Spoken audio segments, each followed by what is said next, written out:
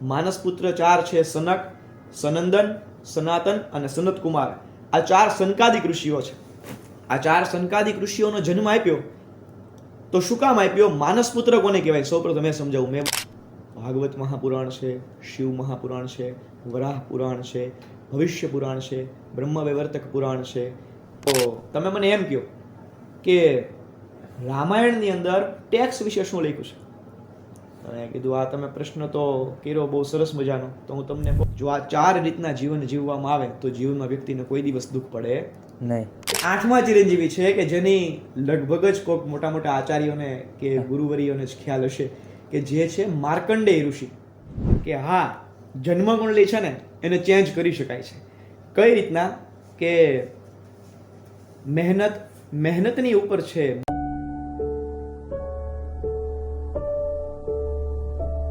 Hello દોસ્તો, તો હું મંથન મોડિયા આજે અનકટ પોડકાસ્ટમાં એક એવા મહારાજને લઈને આવ્યો છું જે વેદ, પુરાણ અને અન્ય એસ્ટ્રોલોજી વિશે પણ ઘણી ખરી વાતો જાણે છે. તો ચાલો આજે આપણે એની પાસેથી ઘણી ખરી વેદ, પુરાણ વિશે માહિતી મેળવીએ અને એમની પાસેથી ઘણી વાતો જાણીએ. તો કેમ છો મહારાજ? હર હર મહાદેવ. હર મહાદેવ. બસ ભગવાનની એકદમ કૃપા છે. તમે કેમ છો? બસ મજામાં. આ તો તમે આજે અમારા મહેમાન બન્યા, તો અમે કીધું વેદ અને પુરાણ વિશે થોડી માહિતી મેળવીએ. અવશ્ય, ભગવાનની કૃપાથી જે ગુરુવર્ય પાસેથી અમે શીખ્યા છીએ તે તમામ વસ્તુ જેટલું પણ જ્ઞાન છે તેટલું તમારી અને લોક સમાજ સુધી પહોંચે એવો પ્રયત્ન અવશ્ય કરીએ. અવશ્ય. ના એ તો બરાબર છે. તો સૌપ્રથમ તમારો એક એ સવાલ હતો કે વેદ, પુરાણ અને સનાતન ધર્મ, આ 3 ટોપિક તમે મને આપ્યા. આપણે વાત કરી કે ભાઈ પોડકાસ્ટ કરવો છે, ત્યારે તમે મને આ 3 ટોપિક આપ્યા કે લોકોને આ જાણવાની જરૂર છે. અત્યારે લોકો વેદ, પુરાણના તો બધા નામ નહીં જાણતા હોય, પણ વેદના 4 વેદના નામ લોકો જાણે છે, પણ એની અંદર શું છે, પુરાણોમાં શું લખેલું છે, એના રિલેટેડ લોકોને નથી ખબર. ને તમે એમ કહેતા હતા કે ભાઈ આ જાણવું જોઈએ લોકોને, તો આ ટોપિક શા માટે તમે મને આપ્યો?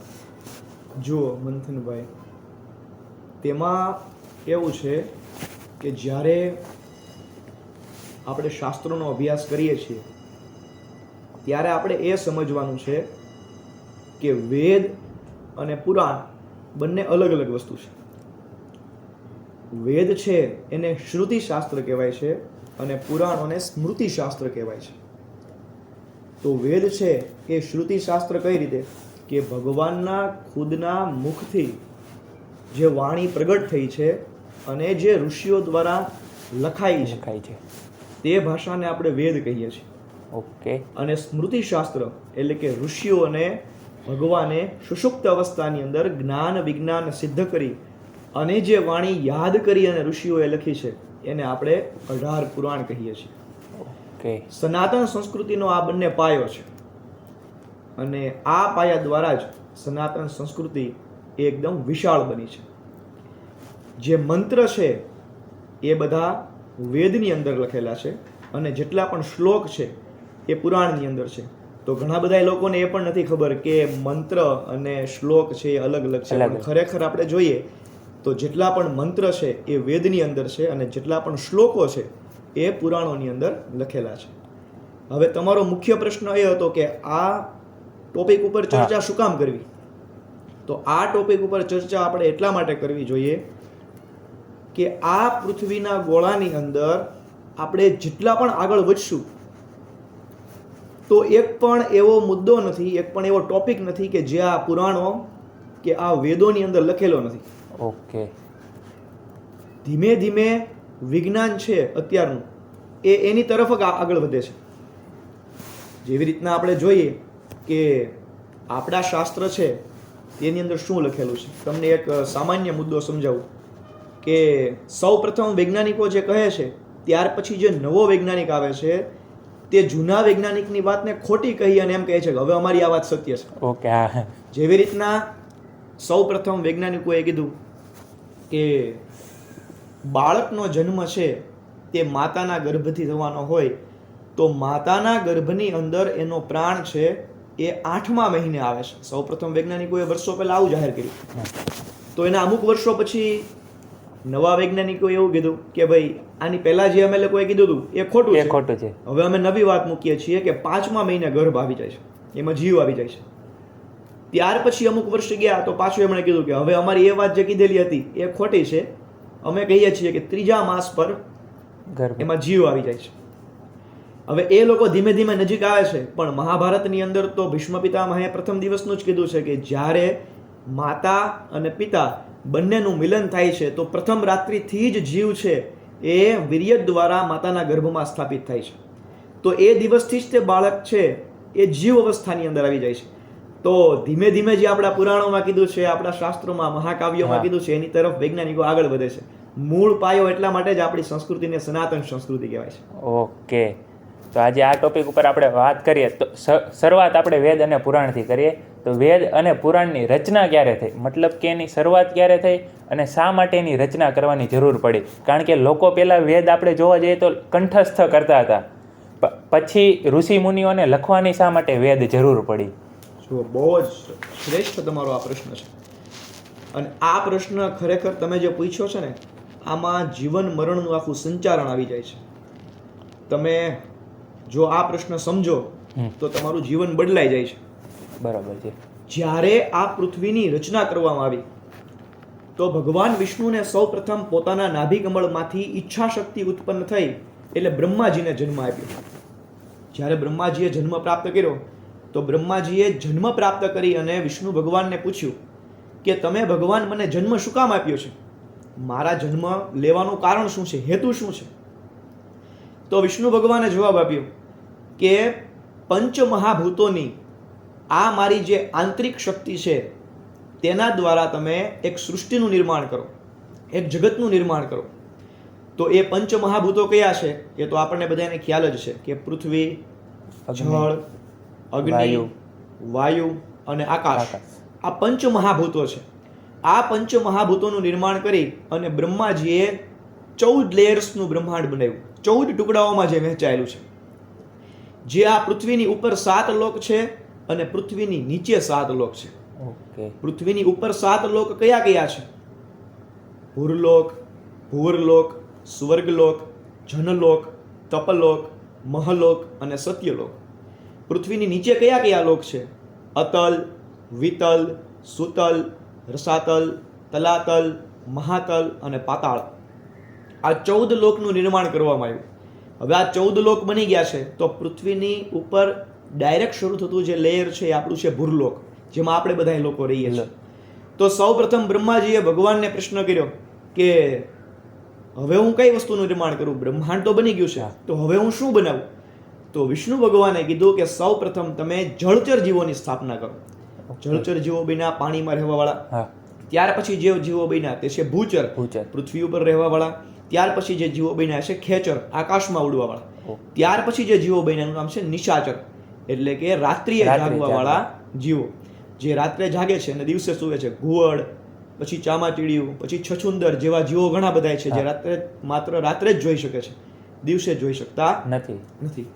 સાથે સાથે આપણા કર્મકાંડના પુરાણની અંદર એક કાઉન્સ કરીને લખવામાં આવ્યું કે નિશાચર એટલે રાક્ષસો. તો અત્યારના સમયમાં હું એમ સમજુ છું કે જે આખી રાત ફોન જોયા કરે અને આખો દિવસ સુતા રહે તો એ નિશાચર નામના રાક્ષસો માનવા. હવે આ રીતના બધાય જીવોનું નિર્માણ થઈ ગયું. તો બ્રહ્માજીએ સૌ પ્રથમ વિચાર કર્યો કે આ બધાય જીવો છે, આ બધાય જીવો તો મંદ બુદ્ધિ સમાન છે, કેમ કે આ લોકોની પાસે જ્ઞાન નથી. તો એમણે આ લોકોને જ્ઞાન આપવા માટે હવે જે આપણે ગ્રંથોની ચર્ચા કરીએ છીએ એ મૂક્યા છે. પણ એમાં પણ બહુ સમજવા જેવું છે. જો આ વસ્તુ સમજાઈ જાય તો જીવનના ઘણા બધા રસ્તા આપણને પ્રાપ્ત થાય. આપણને ક્યારેય એવો પ્રશ્ન ન થયો કે આ લોક કોને કહેવાય, પરલોક કોને કહેવાય, જીવ કોને કહેવાય, શિવ કોને કહેવાય, સ્વર્ગ કોને કહેવાય, નર્ક કોને કહેવાય, આત્મા કોને કહેવાય, પરમાત્મા કોને કહેવાય, પાપ કોને કહેવાય, પુણ્ય કોને કહેવાય. આ બધી વસ્તુ જ્યારે પૃથ્વીનું નિર્માણ થયું ત્યારે સૌ પ્રથમ વખત આપણને કોણે કીધી? અષ્ટાંગ યોગ છે, સૌ પ્રથમ આપણને કોણે કીધું? આ એવી વસ્તુ છે, જો આપણે ઘઉંનું વાત કરીએ, બાજરાની, જુવારની વાત કરીએ તો એવું પણ છે કે ચાલો આદિવાસી હશે એ કાંઈક ને કાંઈક એક્સપેરિમેન્ટ કરતા ગયા અને ઘઉં, બાજરો અને રોટલી ને ભાખરી ને આ બધું નિર્માણ ઓટોમેટિક રિવોલ્યુશન લાવતા ગયા. આપણને એમ થાય પણ આ ધ્યાન છે, આલોક છે, પરલોક છે, આ બધી સંરચના છે એ તમને હું જો કહીશ નહીં તો તમને ખ્યાલ નહીં પડે. નહીં તો બરાબર છે.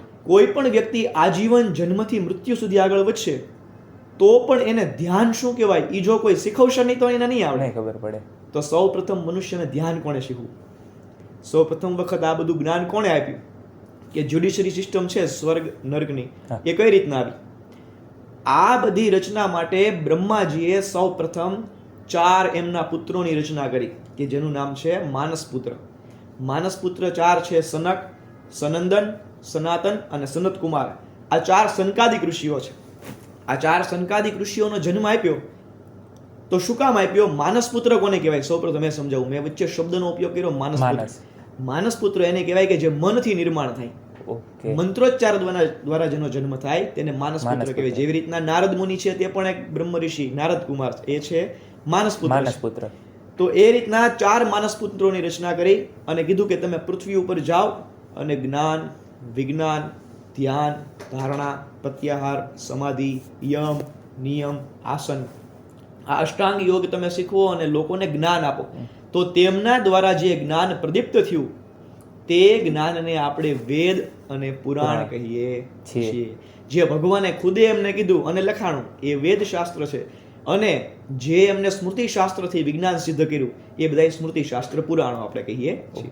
કે આપણે જોવા જઈએ તો અત્યારે બધા લોકોને ખબર હશે કે પુરાણો 18 છે, પણ પુરાણોની અંદર શું છે, પુરાણો અને પુરાણો 18 પુરાણના નામ શું છે, લોકોને 1-2 ખબર હશે કે ભાઈ ગરુડ પુરાણ છે, આ છે, તે છે.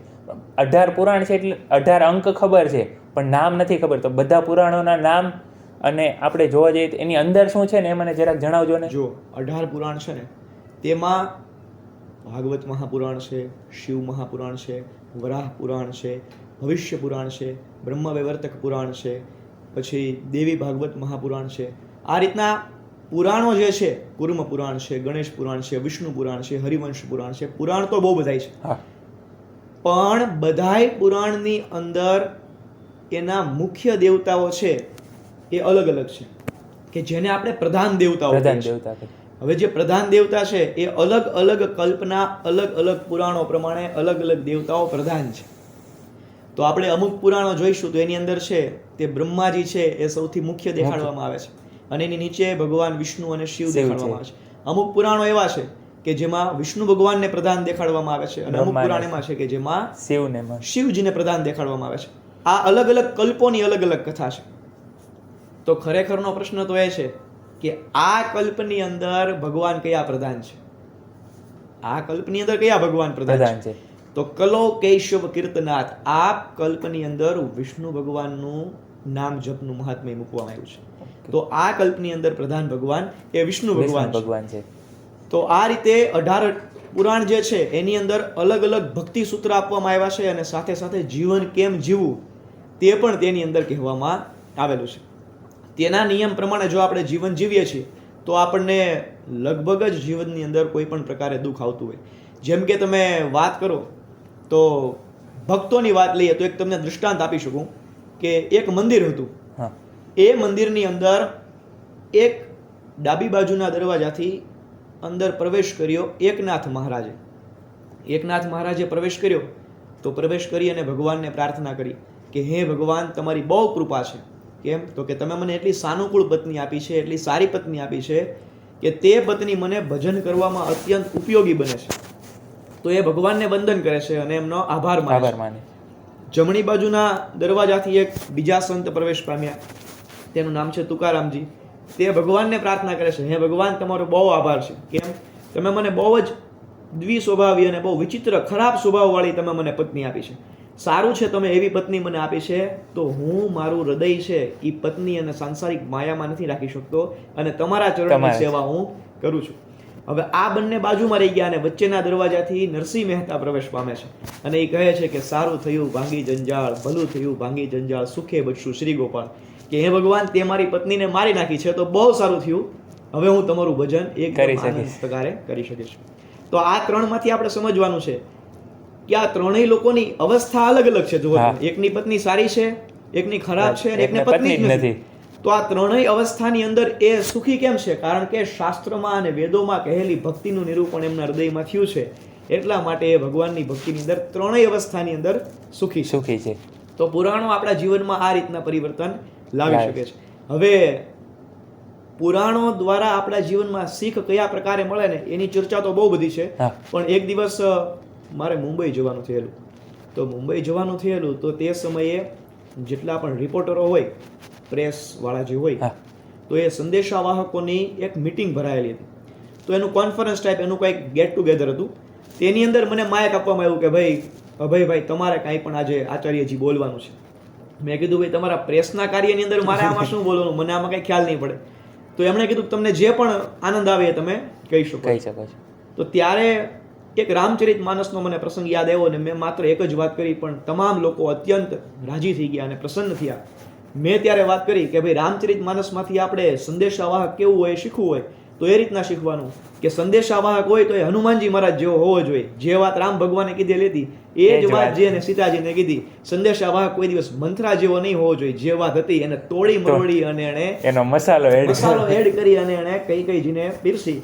તો સંદેશાવાહક તમે બધા છો તો તમારા લોકોએ મંથરા નથી બનવાનું, તમારા લોકોએ હનુમાનજી બનવાનું. જે વાત હોય એઝ ઇટ ઇઝ વાત ની આ પીરસવાની છે. બરોબર છે. તો શાસ્ત્રમાંથી જો અભ્યાસ કરીએ ને તો આપણને જીવન જીવવાના બહુ બધા આવા અમૂલ્ય સિદ્ધાંતો પ્રાપ્ત થઈ શકે છે.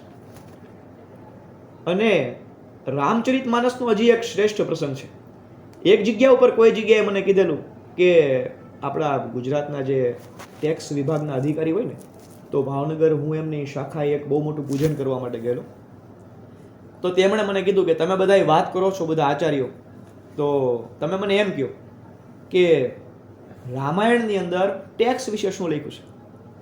અને કીધું આ તમે પ્રશ્ન તો કર્યો બહુ સરસ મજાનો, તો હું તમને બહુ સરળ રીતે સમજાવી દઉં કે રામાયણની અંદર જ્યારે રામચરિત માનસની અંદર ભગવાન રામ છે એ પાછા અયોધ્યાની અંદર પ્રવેશ કર્યા અને જ્યારે એમનું રાજ્યાભિષેકની સ્થાપના થઈ ત્યારે રામ ભગવાનને પૂછવામાં આવ્યું સુમંત મહારાજ દ્વારા કે હવે તમારી કર વ્યવસ્થા આપણે કેવી કરશું. ત્યારે રામ ભગવાને કેવું કીધું કે સૂર્ય જે રીતના જળમાંથી ભરી અને ઉપર લઈ જાય છે જળને, તે પ્રકારે આપણે ટેક્સ લેવાનો છે. હવે જ્યારે સૂર્યનો પ્રકાશ પડે નદીઓના જળની ઉપર ત્યારે આપણને ખબર નહીં પડે કે કઈ રીતના લઈ જાય છે, પણ એ લઈ જાય છે એ આપણને ખબર છે સૂક્ષ્મ સ્વરૂપે. અને જે જગ્યાએ નથી તે બધી જગ્યાએ સરખા ભાગે વૃષ્ટિ કરે છે. તો રાજા કેવો હોવો જોઈએ, આવો ટેક્સ લેવા વાળો રાજા હોવો જોઈએ. આ રીતના આપણને આપણા શાસ્ત્રોમાંથી અને પુરાણોમાંથી બહુ બધું જ્ઞાન પ્રાપ્ત થાય છે. આમાં હવે હું એક વસ્તુ તમને વેદ અને પુરાણથી થોડીક અલગ વસ્તુ પૂછું કે કર્મકાંડના દેવી દેવતા, લોકો આજથી ઘણા વર્ષો પહેલા કર્મકાંડના દેવી દેવતાઓને પૂજતા હતા, પણ આજના સમયમાં એને કોઈ પૂજતું નથી. જેમ કે જોવા જઈએ તો સૂર્ય, વાયુ, મિત્ર, અગ્નિ, એને કોઈ પૂજતા નથી. એનું કારણ શું છે? લોકો અત્યારે એમાં કંઈ આવેલું છે એવું કંઈ છે કે એને ન પૂજવાનું કારણ શું છે? જુઓ, સૌપ્રથમ આ પ્રશ્ન તમારો બહુ શ્રેષ્ઠ છે, પણ હું તમને એક વાત સમજાવું કે ઇન્દ્ર, અગ્નિ, યમ, વરુણ, વાયુ, કુબેર, શંકર, બુધ, વિષ્ણુ, પરમાત્મા, આ પ્રકારે આ 10 દેવતાઓ છે. તો આ 10 દેવતાઓની પૂજા લોકો અત્યારે કેમ કરતા નથી? સમજવાનો મુદ્દો એ છે કે અત્યારે હાલ પણ જ્યારે યજ્ઞ થાય ને ત્યારે ઓટોમેટિક આચાર્યો દ્વારા બધા દેવતાઓની પૂજા કરવામાં આવે જ છે. પણ મહત્વનો પ્રશ્ન એ છે કે લોકો હવે યજ્ઞ જ કરતા નથી. તો લોકો યજ્ઞ કેમ કરતા નથી? આનો પ્રશ્નનો જવાબ બે રીતના આપી શકાય, એક લૌકિક અને એક અલૌકિક. લૌકિક પ્રશ્ન એ છે કે જ્યારે આપણા ભારત વર્ષની અંદર વિદેશી આક્રાંતાઓએ હુમલો કર્યો અને આપણા તમામ શાસ્ત્રોને ધ્વંસ કર્યા અને આપણી સંસ્કૃતિથી આપણને કાપવા માટેના તમામ પ્રયત્ન કરવામાં આવ્યા. તમે મારી એક વાત માની અને એક પુસ્તક વાંચજો, તમારા પોતાના જ્ઞાનની પણ વૃદ્ધિ થશે. સૌ પ્રથમ છે ને કોલંબસ છે ને એ સંશોધન કરવા માટે ભારત નીકળેલો, પણ એ ભૂલમાં પહોંચી ગયો છે અમેરિકા. અને વાસ્કો ડી ગામા છે એ દુનિયાનો છેડા ગોતવા માટે નીકળેલા અને પહોંચી ગયા છે ભારતની અંદર. તો આ બંને પર્સનાલિટીઓ જ્યારે મળીને ત્યારે એમણે એક પુસ્તક લખ્યું છે. એ પુસ્તકનું નામ છે મિસ્ટિક ઇન્ડિયા. એટલે કે રહસ્યમય ભારત. મિસ્ટેક નહીં, મિસ્ટિક ઇન્ડિયા. મિસ્ટિક ઇન્ડિયા એટલે કે રહસ્યમય ભારત. તો આ રહસ્યમય ભારત નામના પુસ્તકની અંદર એમણે લખ્યું છે કે અમે ભારત નામનો દેશ જ્યાં જોયો, આવો દેશ અમે ક્યાંય નથી જોયો કે આ ભારત દેશની અંદર એક પણ ગરીબ વ્યક્તિ નથી અને આ ભારત દેશની અંદર એક પણ ચોર નથી. બીજા બધા કન્ટ્રીઓની અંદર તો નીતિ નિયમ દ્વારા લોકો ચોરી નથી કરતા કે મરવાની સજાના કારણે નથી કરતા, પણ આ ભારત દેશ એવો છે કે જેના નૈતિક મૂલ્યો એવા છે કે અહીંયાના લોકો ચોરી ન કરે અને અહીંયા કોઈ પણ ગરીબ નથી, કોઈ ભિખારી નથી. આવા દેશને આપણે તોડી નાખવો હોય હા. તો શું કરવું પડે? એટલે હવે અમને કૂટનીતિનો ઉપયોગ કર્યો. અને શું ઉપયોગ કર્યો કે આ લોકોને કન્વર્ઝેશન ફેરવો આપણામાં, અને આ લોકોને Okay. સંસ્કૃતિમાંથી તોડી નાખો. હવે તોડવા માટેનો પ્રયત્ન કર્યો, પણ આપણા લોકો તૂટ્યા નહીં. હવે લોકોએ વિચાર કર્યો કે આ લોકો આ રીતના નહીં તૂટે. આ લોકો બહુ મજબૂતાઈથી પકડથી જોડાયેલા છે પોતાના ધર્મ અને સંસ્કૃતિ સાથે. તો શું કરાય? તો કે આને આ બધું કહે છે કોણ? તો ત્યારે ગામડે ગામડે ગુરુકુળો હતા, હા. અને બધાય બ્રાહ્મણ આચાર્યો, વર્ણાનામ ગુરુ બ્રાહ્મણ, બધાય વર્ણોનો ગુરુ બ્રાહ્મણ છે. બ્રાહ્મણ છે. ગામડે ગામડે પેલા ગુરુકુળો હતા, અને એ ગામના બધાય બાળકોને સમદ્રષ્ટિથી બ્રાહ્મણ દેવતાઓ બધું શીખવતા હતા કે જીવન કોને કહેવાય, મૃત્યુ કોને કહેવાય, માતાનું મૂલ્ય શું છે, પિતાનું મૂલ્ય શું છે, હા, ભાઈનું મૂલ્ય શું છે, બહેનનું મૂલ્ય શું છે, સ્ત્રીઓનું મૂલ્ય શું છે, આ બધું શીખવતા હતા. તો વિદેશી આક્રાંતાઓને ખબર પડી કે આ લોકો આની સાથે જોડાયેલા રહે છે ને ત્યાં સુધી આપણી જીત થશે નહીં. એટલે ગુરુકુળને કાપો. એટલે લોર્ડ મેકાલે નામનો વ્યક્તિ આવ્યો અને 1857 અંદર એણે એજ્યુકેશન એક્ટને દાખલ કર્યો કે આ સિસ્ટમ, આ એક એક્ટ છે, આપણે ત્યાં ભણવાની વ્યવસ્થામાં એક કાયદો છે, એ કાયદાને એડ કર્યો, અને આની અંદર જે ભણશે, આના ઝોનની અંદર આમાં ફિક્સ થઈને જે ભણશે એને જ અમે માન્ય ગણશું. એ સિવાય બધા ગુરુકુળોને બંધ કરે. જ્યારથી ગુરુકુળોનું શિક્ષણ બંધ થયું છે ત્યારથી ભારત વર્ષના બાળકોનું અધપતન થવા તરફ આપણે જઈ રહ્યા છીએ. તો એટલા માટે યજ્ઞો ધીમે ધીમે ઓછા એટલા માટે થઈ રહ્યા છે કે લોકોને સત્ય સમજાતું નથી. અને બીજું, હવે અલૌકિક વાત કરું છું. આમે તમને લૌકિક વાત કીધી, પણ હવે અલૌકિક વાત એ છે કે કળિયુગ પણ પોતાનું કામ સહેજ કરે છે. તમારે જોવાનું અત્યારે બે પ્રકારના ભાગ જોઈએ કે એક સારું અને ખરાબ. તો લોકો ખરાબ તરફ સૌ પ્રથમ ખેંચાશે, કેમ કે આ કળિયુગનો પ્રભાવ છે. દારૂ વેચતા હોય છે, મદિરા વેચતા હોય છે, એને ત્યાં લોકો જઈને જ શોધી લેશે, અને દૂધ વેચવાવાળાને ઘરે ઘરે જવું છે. દારૂની સિવાય પછી બીજી એવી આપણે અવૈધ્ય વસ્તુ જોઈએ તો અવૈધ્ય ખાનપાન જેટલું પણ વેચાતું હોય છે, તો એ નોનવેજ વગેરેની દુકાને માણસ દોડીને પહોંચી જશે, અને ઘી વાળાને ઘરે ઘરે કુરિયર કરવા માટે જવું પડશે. તો સત્ય છે એને જ્યારે દબાવવામાં આવે અને અસત્યની તરફ આગળ વધે, તમને એક સામાન્ય દૃષ્ટાંત આપું તો સમજાય જશે કે જ્યારે વાડીમાં આપણે કોઈ પણ પાક વાવીએ તો ઘઉં ઉગાડીએ, એની સાથે ઘણા બધા બીજા ખડના ઓટોમેટિક ઉપજે છે.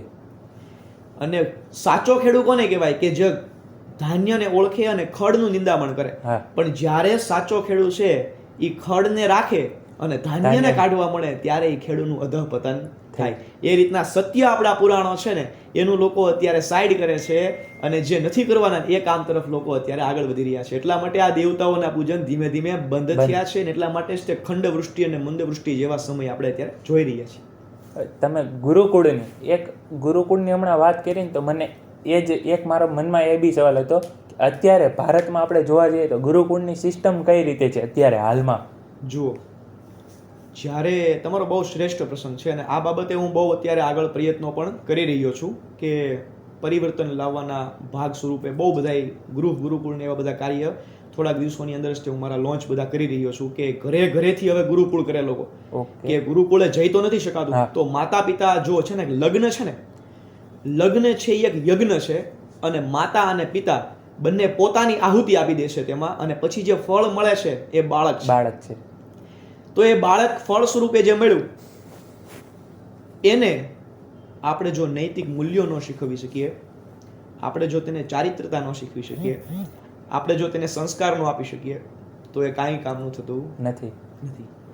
એ રીતના ગુરુકુળ પદ્ધતિ હતી ને એ બહુ શ્રેષ્ઠ હતી, પણ લોર્ડ મેકાલે નામનું જે મેં તમને વ્યક્તિનું નામ આપ્યું, એ વ્યક્તિએ જ્યારે ગુરુકુળને બંધ કર્યા ત્યારે એમણે એવી શરૂઆત કરી કે આ એજ્યુકેશન સિસ્ટમની અંદર તમે લોકોને એવું ભણાવો કે જે 10મા 12મા સુધી ભણે અને પછી એને કઈ કામ આવવું જોઈએ, જીવનમાં કામનું આવવું જોઈએ, એવું બધું ભણાવો. તમે વિચારો કે 12 વર્ષની છે ને એક સાધના લખી છે આપણા શાસ્ત્રોની અંદર છે ને ભાઈ, કોઈ પણ વસ્તુ કરીએ એની 12 વર્ષની સાધનાનો એક ટાઈમ પીરિયડ આપવામાં આવ્યો છે. કે તમે જો સંગીત કરો 12 વર્ષે કરો તો તમે સંગીતને સાધી લ્યો, તમે નૃત્ય કરો 12 વર્ષે નૃત્યને તમે સાધી લ્યો, તમે મંત્ર કરો તો મંત્રનો સિદ્ધ થઈ જાય 12 વર્ષે. કોઈ પણ વસ્તુ 12 વર્ષે સિદ્ધ થઈ જાય છે, પણ કોઈ પણ બાળકનો જન્મ થાય અને પહેલા ધોરણથી લઈ અને 12 ધોરણ સુધી એ ભણે અને છતાં પણ જો 12માનું રિઝલ્ટ આવે તે દિવસે તાપીના બ્રિજની ઉપર પોલીસને રાખવી પડે સુસાઇડ ન કરવા માટે, તો એ માતા પિતા અને શિક્ષણ વ્યવસ્થા ત્રણેય છે ને ભણાવવામાં ફેલ ગઈ છે. એ વાત બાકી છે ને 12 વર્ષની સાધના કરીને જે વ્યક્તિ બહાર આવે છે અને પછી તે વ્યક્તિને મરવાનું મન થતું હોય જીવવાની જગ્યાએ, તો એ એજ્યુકેશન સિસ્ટમ આપણું ક્યાંક ને ક્યાંક અને ક્યાંક માતા પિતા બધાની થોડી ભૂલ તો છે. કેમ કે જે ભણાવવામાં આવે છે, તમે અને હું વિચાર કરીએ કે તમને અત્યારે હું પૂછું કે તમે 12મા ધોરણ સુધી ભણ્યા, તેમાં તમને જીવનલક્ષી ફાઇનાન્સ તમને ક્યાં શીખવવામાં આવ્યું? બરાબર છે. તમને વીરતા ક્યાં શીખવવામાં આવી? તમને સત્ય, કરુણા, દીનતા, ત્યાગ, આ બધી વસ્તુ ક્યાં શીખવવામાં આવી? તમને પ્રેમ શીખવવામાં નથી આવતો કે માતા પિતાની સાથેનો તમારો પ્રેમ કેવો હોવો જોઈએ, તમારા મિત્રોની સાથે પ્રેમ તમારો કેવો હોવો જોઈએ. આ કાંઈ શીખવવામાં આવતું નથી. અત્યારે હું તમને પૂછું તો માત્ર શાબ્દિક જ્ઞાન જ તે તમારા કામનું હોય, બાકી એક પણ વસ્તુ તમારે પાયથાગોરસના નિયમથી વગેરે કાંઈ જીવનલક્ષી કામ આવતું નથી. તો ગુરુકુળ વ્યવસ્થા છે ને એ આ બાબતે એટલી શ્રેષ્ઠ હતી કે જીવનના મૂલ્યો એ શીખવતા, અને એ જીવન જ્યારે જીવી અને વ્યક્તિ મૃત્યુના આરા ઉપર હોય ત્યારે એને આખું જીવન પરિપૂર્ણ લાગતું. અને અત્યારના સમયે શું પ્રોબ્લેમ થઈ છે કે આપણા ગુરુકુળમાં શું ભણાવવામાં આવતું? પ્રથમે નાર્જિતમ વિદ્યા, દ્વિતીય નાર્જિતમ ધનમ, તૃતીય નાર્જિતમ ધર્મમ, તો ચતુર્થે કિમ કરિષ્યતિ. પહેલા 20-25 વર્ષનું, જો તમારું 100 વર્ષનું આયુષ્ય હોય તો પહેલા 25 વર્ષની અંદર જો તમે વિદ્યાભ્યાસ ન ભણ્યા, એ પણ વિદ્યા કેવી, એ પણ શાસ્ત્રોની અંદર કીધું છે કે કાગ ચેષ્ટા બકો ધ્યાનમ શ્વાન નિંદ્રા તથૈવ ચ અલ્પાહારી બ્રહ્મચારી ગૃહત્યાગી એતદ વિદ્યાર્થી લક્ષણમ. કે પહેલાના ઋષિમુનિઓ વિદ્યા શીખવતા તો કેવી શીખવતા બાળકોને? કે કાગ ચેષ્ટા, કાગડા જેવી જેની ચેષ્ટા હોય, બધાય પક્ષીઓમાં ચતુર પક્ષી છે એ કાગડો છે. કાગ ચેષ્ટા બકો ધ્યાનમ, બગલાની જેમ જેને ધ્યાન કરતા આવડતું હોય. કાગ ચેષ્ટા બકો ધ્યાનમ શ્વાન નિંદ્રા, કૂતરાઓની જેવી જેની નિંદ્રા, કે થોડીક હલનચલન થાય તો શ્વાન છે જાગી જાય છે. તો આવી નિંદ્રા આવી જોઈએ, વિદ્યાર્થીઓની નિંદ્રા આવી હોવી જોઈએ. કાગચેષ્ટા બકો ધ્યાનમ શ્વાન નિંદ્રા તથૈવ ચ સ્વલ્પાહારી, બહુ લિમિટમાં ભોજન લેવાનું, બહુ અત્યંત વધારે પડતું ભોજન નહીં. સ્વલ્પાહારી બ્રહ્મચારી, 25 વર્ષ વિદ્યાભ્યાસ પૂરો ન થાય ત્યાં સુધી બ્રહ્મચર્યાશ્રમની અંદર જ રહેવાનું. અને ગૃહત્યાગી, પોતાના ઘરનો ત્યાગ કરી અને વિદ્યાભ્યાસ કરવાનો. જો આવું વિદ્યાભ્યાસ અત્યારે હાલ પણ જો કોઈ કરે તો એ શ્રેષ્ઠ વિદ્યાર્થી બને. તો પહેલા આપણા ગુરુકુળોની અંદર આ શીખવવામાં આવતું કે પહેલા 25 વર્ષમાં તમે આ કરો, બીજા 20-25 વર્ષની અંદર જો તમારું 50 વર્ષનું આયુષ્ય થાય ત્યાં સુધીમાં તમે ધન ભેગું કરો, નીતિથી ભેગું કરવાનું છે અને હકનું ભેગું કરવાનું છે, અણહકનું લેવાનું નથી. એવું શ્રેષ્ઠ નીતિવાન ધન ભેગું કરો. પછી 51મું વર્ષ શરૂ થાય તો ધીમે ધીમે તમારો વ્યવહાર તમારા પુત્ર પુત્રીને આપતા જાઓ અને ધીમે ધીમે વન તરફ વિચરણ, એટલે કે વનમાં ચાલ્યું નથી જવાનું, પણ ઘરમાં રહી અને ભગવાનની તરફ આગળ વધવાનું છે. પોતાના આત્માને મોક્ષની તરફ લઈ જવા માટે વિનિયોગ કરવાનો છે. અને જો પછીના 25 વર્ષ જો તમને મળ્યા હોય ભગવાનની કૃપાથી, અત્યારે તો બધું ઓછું થતું જાય છે આયુષ્ય, પણ પછી જો મળ્યા હોય તો એ સંપૂર્ણ વૈરાગ્યની સાથે સંન્યાસ આશ્રમની જેમ તમારે જીવન જીવવાનું છે. જો આ 4 રીતના જીવન જીવવામાં આવે તો જીવનમાં વ્યક્તિને કોઈ દિવસ દુઃખ પડે નહીં. ગુરુકુળની સિસ્ટમ આ હતી, જે અત્યારે નથી, અને જે ભવિષ્યમાં ભગવાનની કૃપા રહી તો પાછી આવશે. તમે આ મને ગુરુકુળની વાત કરી એટલે અને પુરાણોની આપણે વાત કરી, તો પુરાણો વિશે હું એક લાસ્ટ ક્વેશ્ચન તમને પૂછવા માંગીશ કે પુરાણો, અત્યારે પુરાણો લખ્યા પછી પણ લખાયેલા છે કે તમે પુરાણો વાંચ્યા હોય તો તમે પછી તમારો થોડાક વિચારો એડ કરીને લખો છો. બરોબર. મારે સૌથી ફર્સ્ટ પુરાણ, મતલબ કે જેણે પહેલું પુરાણ લખેલું છે એ પુરાણ વાંચવું હોય તો અત્યારે કઈ જગ્યાએથી મળી શકે? જો બહુ શ્રેષ્ઠ તમારો પ્રશ્ન છે. સૌ પ્રથમ જે ઓરિજિનલ લખાયેલી આવૃત્તિઓ છે તે બાબતે આપણે અમારા ગુરુજી દ્વારા મેં સાંભળેલું છે કે સૌ પ્રથમ લખાયેલી જે આવૃત્તિ છે તે તો જ્યારે વિદેશી આક્રાંતાઓ અહીં આવ્યા તો એમણે અભ્યાસ કરી અને પોતાની પાસે લઈ ગયા છે. બીજું કે સૌ પ્રથમ લખાયેલી આવૃત્તિઓ છે એ દક્ષિણ ભારતનું એક મુત્તુર કરીને ગામ છે. એ મુત્તુર ગામની અંદર અત્યારે હાલ પણ ચરક સંહિતા અને સુશ્રુત સંહિતાની મૂળ આવૃત્તિઓ જે કહેવાય તે રહેલી છે. બીજું, કાશી વિશ્વવિદ્યાલયની અંદર ઘણા બધા એવા પુરાણો તમને મળી જાય છે કે જે મૂળ આવૃત્તિના મૂળ ટિપ્પણીકારોએ કરેલા હોય તેવા ઘણા બધા આપણને પ્રાપ્ત થાય છે. બાકી અત્યારે લોકોક્તિ, લોકોને જો સમજવું હોય તો ગીતા પ્રેસ ગોરખપુર છે તેના હસ્તે લઈને લોકો વાંચન કરી રહ્યા છે અને બહુ બધું એક્યુરન્સી વાળું પણ તેમાં હોય છે. જયદયાળ ગોયંકા જેમણે ગીતા પ્રેસ ગોરખપુરની સ્થાપના કરી હા. તે પોતે એક સંન્યાસી હતા. પોતાના બાળકો અને પત્નીઓ તો એમને હતું, પણ પોતાનું જીવન સંન્યાસી સમાન હતું. તો એમના પોતાના જીવનનો એક બનાવ એવો પણ છે. એમણે આ શરૂઆત કેમ કરી, એ પ્રેરિત ક્યાંથી થયા છે એનો તમને હું પ્રસંગ કહું કે ગીતા પ્રેસ ગોરખપુરની સ્થાપના કરનાર જયદયાળ ગોયંકા છે એ એક સમયે નાસિકની અંદર ગોદાવરી નદીના કિનારા ઉપર સંધ્યાવંદન કરી રહ્યા હતા.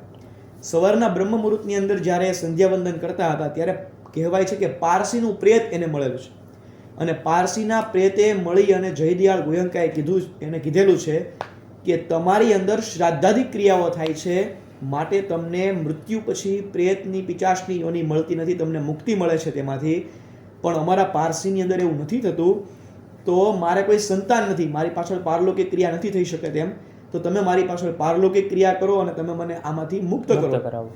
આ બનાવ જયદયાળ ગોયંકા સાથે બનેલો છે. એટલા માટે એમને પછી એમ થયું કે આપણા પુરાણોની અંદર એટલું બધું સચોટ લખેલું છે, તો એ પુરાણો લોકો સુધી પહોંચે અને લોકોનું કલ્યાણ થાય, એટલા માટે એમણે આ વાતથી પ્રેરાય અને પછી ગીતા પ્રેસ ગોરખપુરની એને સ્થાપના કરેલી છે.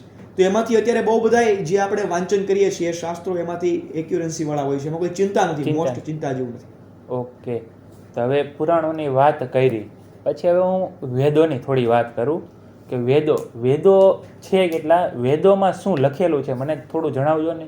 જો વેદ છે ને એ 4 છે.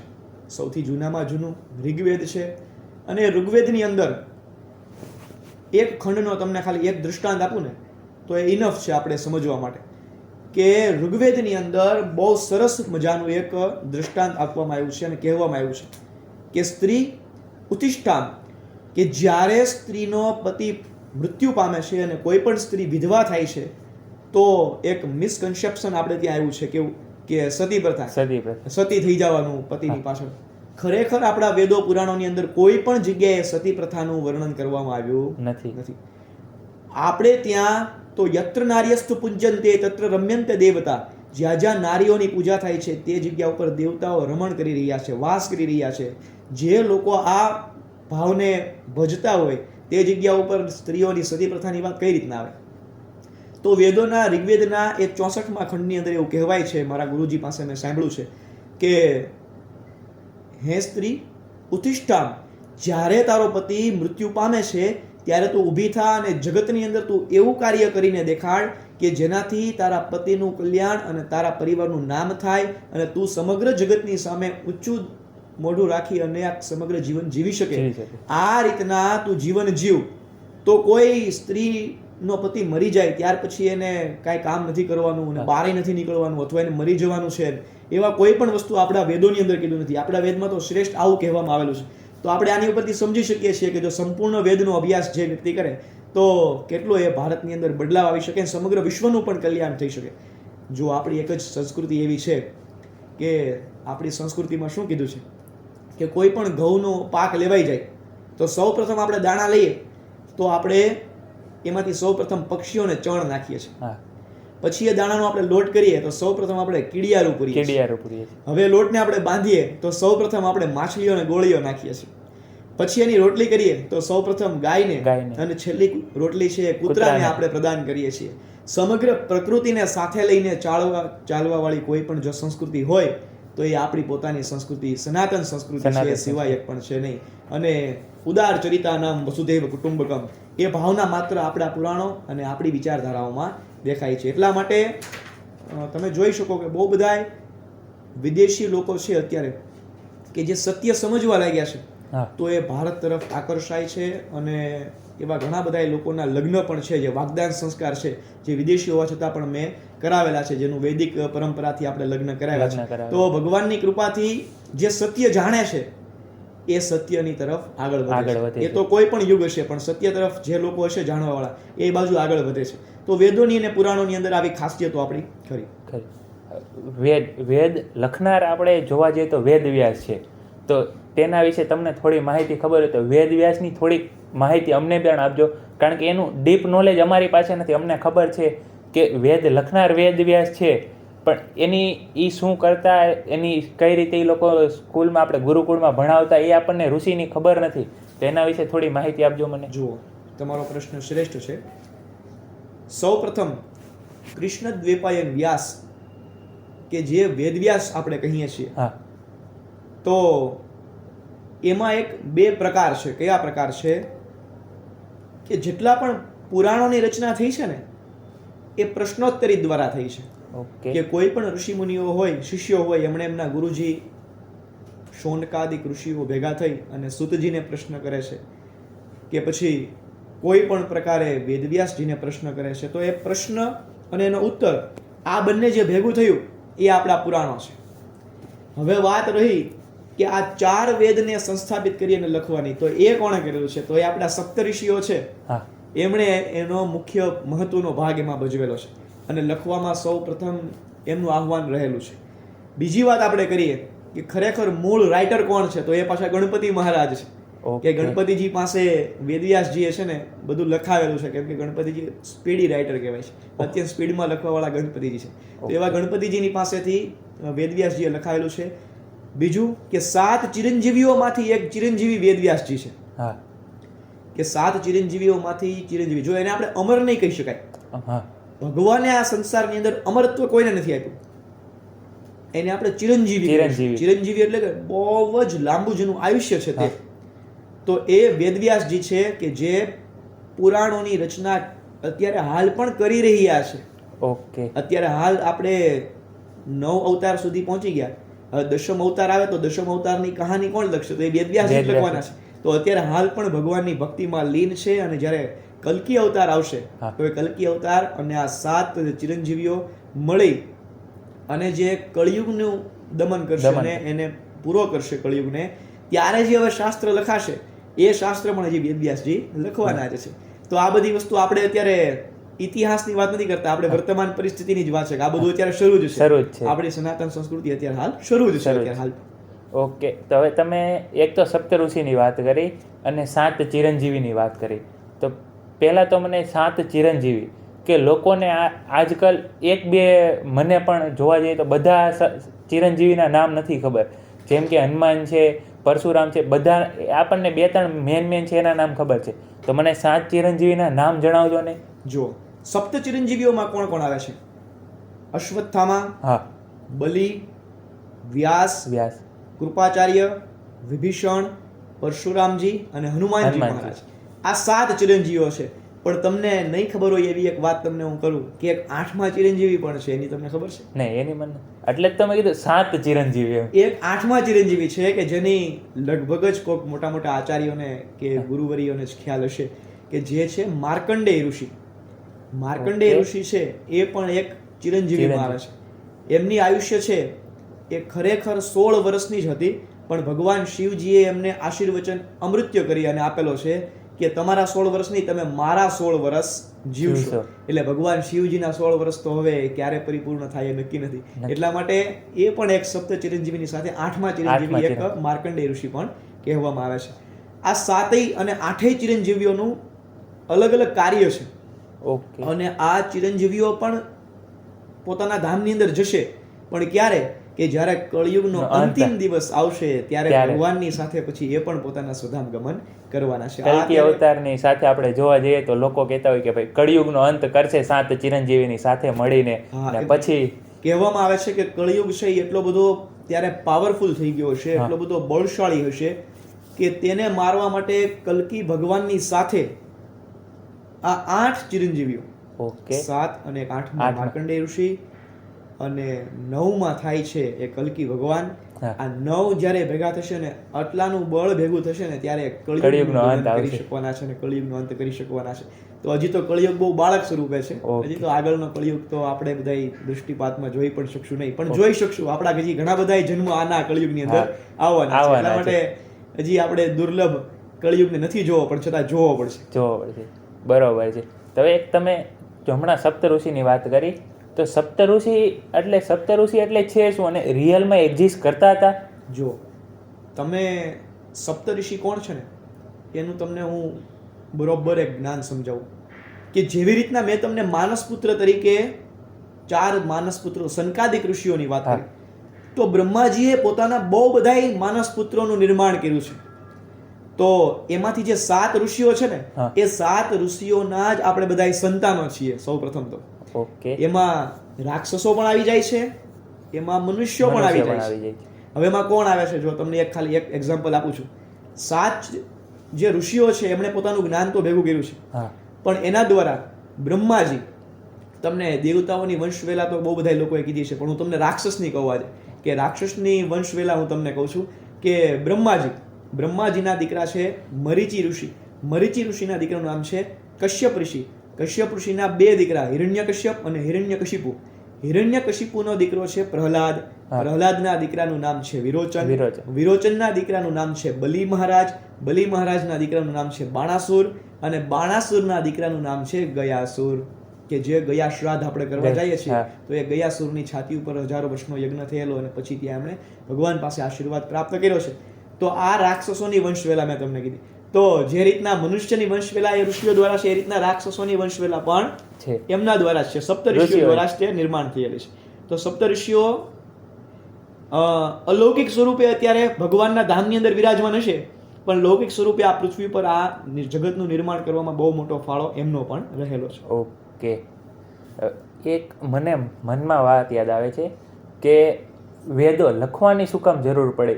બાકી ત્યારે લોકો આપણે જોવા જઈએ તો વર્ષો પુરાણો આપણે ગુરુકુળ હતી તો એમાં ઋષિ બધાને એના શિષ્યને કંઠસ્થ કરીને સમજાવી દેતા હતા કે ભાઈ આવું આવું છે, આ રીતે તમે જીવન જીવવું જોઈએ એમ. તો વેદ લખવાની વેદવ્યાસને જરૂર શું કામ પડી? જુઓ, સમય છે ને, હા, એ કોઈ પણ વસ્તુને ક્ષીણ કરી નાખવાની તાકાત ધરાવે છે. સમય છે એ ક્ષીણ કરવાની તાકાત કઈ રીતે ધરાવે છે કે ગમે એ વસ્તુ હશે એક સમયે ઘસાઈ જશે, હા, પરિવર્તિત થઈ જશે. તો જ્યાં સુધી શ્રીમદ ભાગવત મહાપુરાણની અંદર પ્રથમ સ્કંદના પ્રથમ અધ્યાયનો 10મો શ્લોક એવો છે કે પ્રાયણ અલ્પાયુષ સભ્ય કલોસ્મિન યુગે જના મંદ સુમંદ મતયો મંદ ભાગ્યા યુપદ્રુતા. આનો અર્થ શું થાય કે કળિયુગની અંદર એવા માણસો આવશે કે કલો અસ્મિન યુગેજના મંદ સુમંદ મતયો, કે જેની મંદ બુદ્ધિ હશે. એ લોકોની પાસે શ્રેષ્ઠ અને સ્થિર બુદ્ધિ નહીં હોય, એ લોકો મંદ બુદ્ધિ હશે. જે નથી કરવાનું એ કરતા હશે અને કરવાનું એને આવડતું પણ નહીં હોય. જેમ કે તમારી પાસે અત્યારના તમે વિદ્યાર્થી ગણને જુઓ છો તો કોલેજની બહાર ખબર જ છે કે કાજુ બદામ ખાવા જોઈએ, તો લોકો અત્યારે તેલ છે એ બદામનું યુઝ કરશે, ક્રીમ છે એ બદામની યુઝ કરશે, શેમ્પુ છે એ બદામનું યુઝ કરશે, સમગ્ર શરીરે લગાવવાની બધી જ વસ્તુ બદામની યુઝ કરશે અને ખાશે ગુટકા. બરોબર. તો એને નથી ખ્યાલ કે ખરેખર તો અમારે ખાવું જોઈએ. સિગરેટ અને બાજુમાં કાજુ બદામ મૂકવામાં આવે તો એ સિગરેટ પીશે પણ એ કાજુ બદામ નહીં ખાઈ શકે. તો કળિયુગની અંદર મનુષ્યો છે એ મંદ બુદ્ધિના આવશે. બીજું કે એનું આયુષ્ય બહુ ઓછું હશે. પ્રાયન અલ્પાયુષ સભ્ય કલો અસ્મિન યુગેજના, કે હમણાં જ મારે એક ફોન આવ્યો 4-5 દિવસ પહેલા કે એક દીકરો છે 24 વર્ષનો હતો અને એણે સુસાઇડ એટેમ્પ્ટ કર્યું. તો એમાંથી આપણે સમજવાનું છે કે 24 કે 25 વર્ષની ઉંમર છે એ તો જીવવાની શરૂઆત થાય હજી, તો એ જીવવાની શરૂઆતની ઉંમરમાં લોકો મરવા લાગ્યા છે. તો એટલા માટે વેદો અને પુરાણો અને જે શ્રેષ્ઠ વિચારો હોય એને લખવા એટલા માટે જરૂરી છે કે આપણા આયુષ્યની આપણને ખબર નથી. તો આપણે આગળની પેઢીને કહી શકશું, નહીં કહી શકીએ કે આગળની પેઢી છે એ ઉછાંચલી સ્વચ્છંદી થશે તો એને આ વસ્તુ યાદ રાખવી જ નથી, એને નકરી ખરાબ નકારાત્મક વસ્તુ જ ભેગી કરવી છે. તો પછી એની આગળની પેઢીનું કે એના દીકરાઓનું કલ્યાણ કેમ થશે? એટલા માટે આ વસ્તુ લખી અને સાચવેલી મૂકેલી છે કે જે લોકો જાગૃત છે એ અવેરનેસ વાળા વ્યક્તિઓ આને વાંચશે અને પોતાનું જીવન પરિવર્તન કરશે અને એનાથી બીજા ઘણા બધા લોકોને પરિવર્તન કરવા માટે પ્રેરિત કરશે.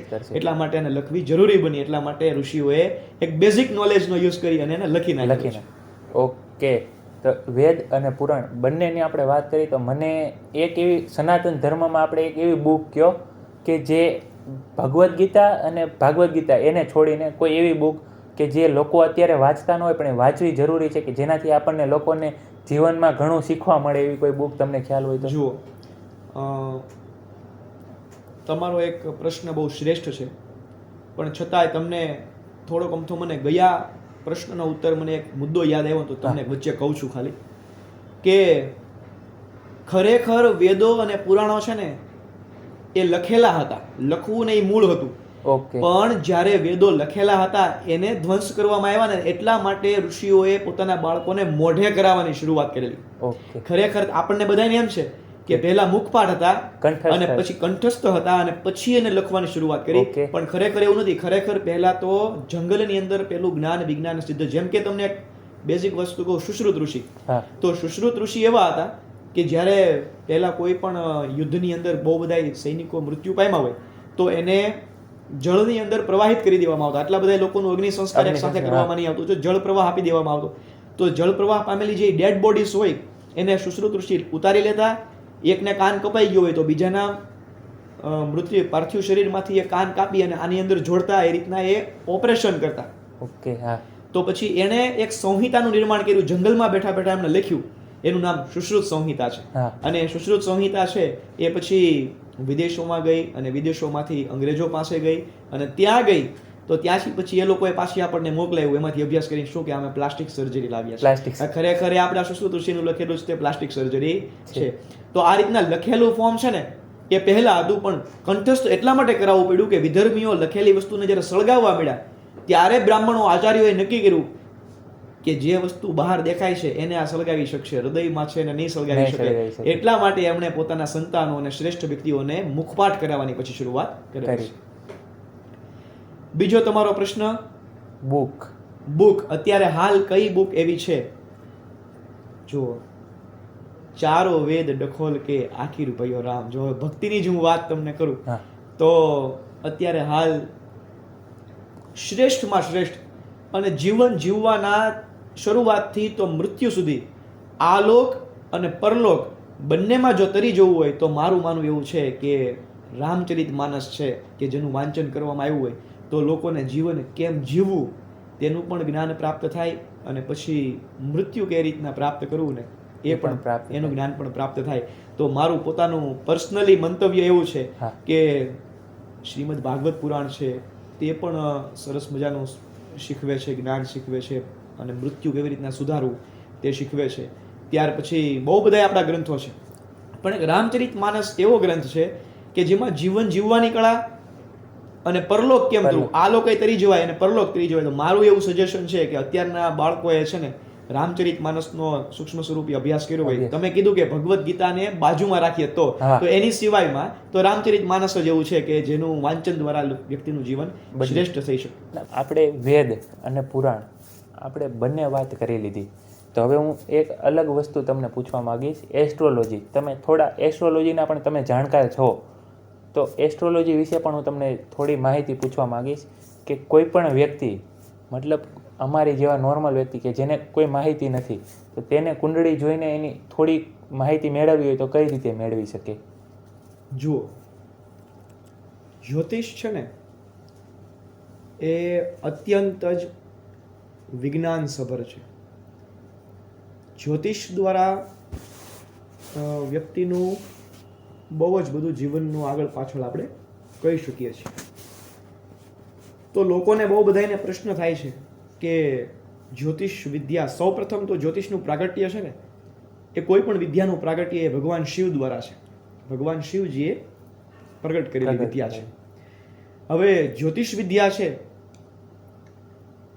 તેમાં આપણું ભારત વર્ષ કેટલું બધું આગળ છે કે લગભગ 1600ની ઉપરની કોઈ વર્ષ છે ત્યારે આપણને વિદેશીઓ દ્વારા આપણને ખબર પડી કે વેસ્ટર્ન કલ્ચરમાં ખબર પડી કે 9 ગ્રહો છે.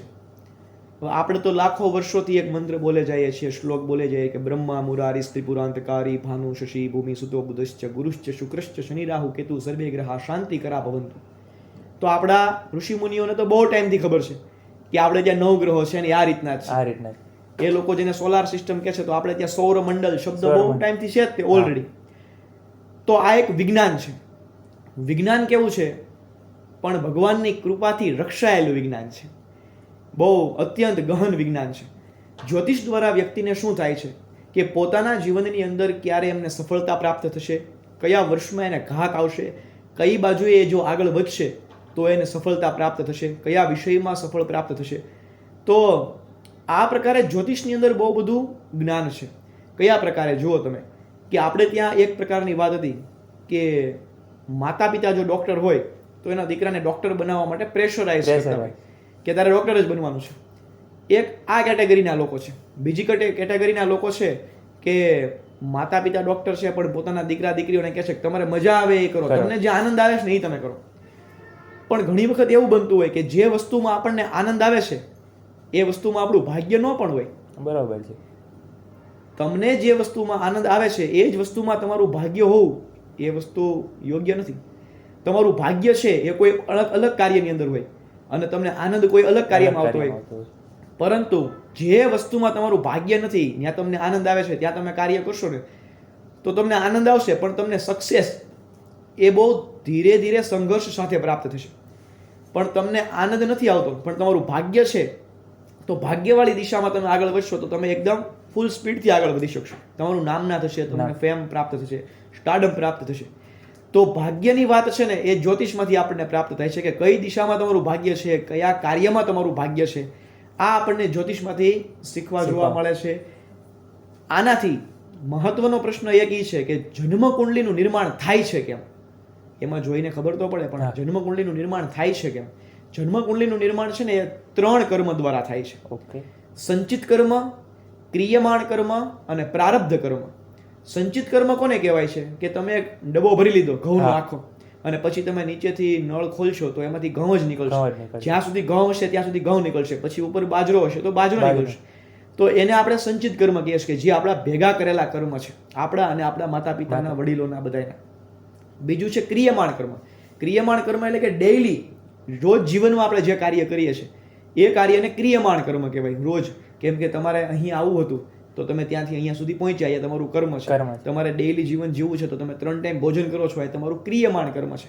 તો એ તમારું ક્રિયમાણ ડેઈલી કરીએ છીએ. એ નવા ઘઉં પકાવીએ છીએ, ઓલો ડબ્બો તો ભરેલો છે પણ જે નવા પકાવીએ છીએ એને ક્રિયમાણ કર્મ. અને ત્રીજું છે પ્રારબ્ધ કર્મ, જે ભગવાન આપણને ગિફ્ટ સ્વરૂપે આપે છે. તો આ ત્રણેય જ્યારે ભેગું થાય ત્યારે બાળકની જન્મ કુંડલીનું નિર્માણ થાય છે. હજી સુધી એવું નથી બન્યું કે ભગવાન રામનો જ્યારે જન્મ થયો ને ત્યારે પણ જન્મ કુંડલી કાઢવામાં આવેલી. ભગવાન કૃષ્ણનો જન્મ થયો ત્યારે પણ 1 મહિનો અને 8મો દિવસ થયો ત્યારે ગર્ગાચાર્ય મહારાજ આવેલા અને ગર્ગાચાર્ય મહારાજે આવી અને નંદ બાબા અને યશોદા મૈયાને કીધેલું કે બાબા તમારા દીકરાની જન્મ કુંડલી તો બહુ સારી છે પણ આમાં માત્ર એક તકલીફ છે. શું? તો કે આના 7મા સ્થાનમાં રાહુ છે, પત્નીના સ્થાનમાં રાહુ છે, આ બહુ બધી પત્નીઓનો પતિ થશે. તો ભગવાન કૃષ્ણ છે એ 16,108 રાણીઓના પતિ થયા. તો જન્મ કુંડલીનું સ્વરૂપ એ ભગવાન વખતે પણ કાઢવામાં આવેલું છે. જો આપણે ભગવાન શ્રી રામની વાત કરીએ તો ત્યારે પણ, ભગવાન શ્રી કૃષ્ણની વાત કરીએ તો ત્યારે પણ, પછી બુદ્ધની વાત કરીએ તો ત્યારે પણ. બુદ્ધનો જન્મ થયો ત્યારે એમના પિતા શુદ્ધોધન રાજાને બ્રાહ્મણોએ જ કીધેલું હતું કે 22 વર્ષની ઉંમરે તમારો દીકરો છે એ સંસારમાં નહીં રહે. એ જન્મકુંડલી દ્વારા જ કીધેલું હતું. ત્યાર પછી સ્વામિનારાયણ જો ભગવાનની વાત કરીએ તો સ્વામિનારાયણ ભગવાન અને એમના અષ્ટનંદ સંતો છે, પ્રેમાનંદ સ્વામી છે, ગોપાળાનંદ સ્વામી છે, આ બધાના જન્મ સમયે પણ શ્રેષ્ઠ પ્રકારે જન્મકુંડલી કાઢવામાં આવેલી અને એમાં નિરૂપણ થયા પ્રમાણે જ એમણે પણ જીવન જીવેલા છે. તો હવે પ્રશ્ન મહત્વનો એ થાય કે જન્મકુંડલીમાં ચેન્જીસ થાય કે નહીં? બહુ બધા લોકો મને આ પ્રશ્ન કરે છે.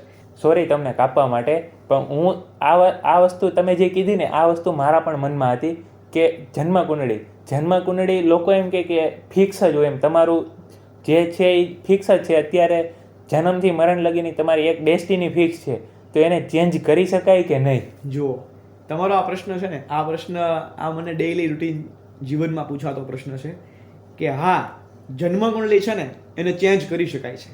કઈ રીતના? કે મહેનતની ઉપર છે બુદ્ધિ ચાતુર્યતાની ઉપર છે ભાગ્ય.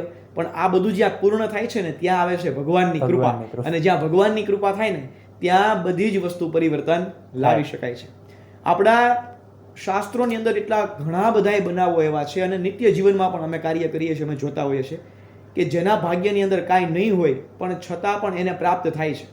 તમને મારી જ વાત કરું, પોતાની પર્સનલ વાત જ કરું તો મારી પોતાની જન્મકુંડલી હું કોઈ પણ બહુ મોટા જ્યોતિષાચાર્યને જો બતાવું તો એ મારી જન્મકુંડલી જોઈને એમ કહેશે કે તમારા લગ્ન 28 થી 30 વર્ષ પહેલા તો થશે જ નહીં, એવું મને કહેશે. પણ મારા લગ્ન 18 વર્ષની ઉંમરમાં થઈ ગયા છે. તો એ કરવા માટે જે કરવું પડતું હતું, જે ભગવાનનું નિયત કાર્ય કીધેલું છે એ કાર્ય અમે કર્યું છે, એટલા માટે એ થઈ જાય છે. તો જન્મકુંડલીમાં જટિલ વસ્તુ હોય ને એ પણ ભગવાનની કૃપાથી ચેન્જ કરી શકાય છે, પણ આપણે એની માટે કર્મ કરવાનું છે. કેવું કર્મ? ભગવાને આપણે એમ કહી દઈએ કે બધી વસ્તુ ભગવાનના હાથમાં છે, પણ ભગવાને આપણને 4 વસ્તુ આપણા હાથમાં આપી છે. શું? કે ધર્મ, અર્થ, કામ અને મોક્ષ. આ 4 તમે મજા આવે એ રીતના કરો. તમે જેવું કરશો એવું ફળ હું તમને આપીશ. ભગવાને કીધું છે કર્મણ્યેવાધિકારસ્તે મા ફલેષુ કદાચન. પણ એની બાબતે આપણે જન્મકુંડલીમાં પરિવર્તન લાવવા માટે પણ અમુક કાર્ય કરશું તો આપણા જીવનમાં આપણે જે જોઈએ છે તે વસ્તુને પ્રાપ્ત કરી શકીએ છીએ.